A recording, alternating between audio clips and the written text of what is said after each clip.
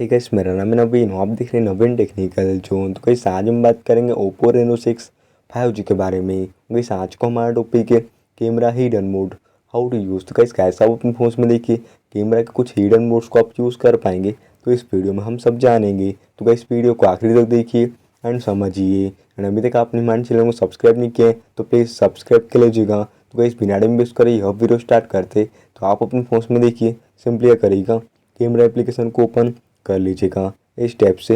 And यहाँ पे आपको देखिए कुछ इस प्रकार का इंटरफेस शो करता है।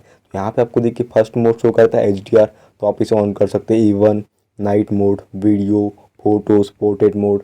एंड मोड की बात करेगा इस, तो यहाँ पे आपको देखिए काफ़ी सारे ऑप्शन शो करते हैं, जैसे कि starry mode, dual view video, slow motion camera features, time lapse movie, expert pro, pano, text scanner and ultra macro. तो इस प्रकार से देखिए आप कैमरा के कुछ हिडन मोड्स को आसानी से यूज़ कर पाते बहुत ईजी तरीके से। तो फ्रेंड्स ये था आज को हमारा टॉपिक।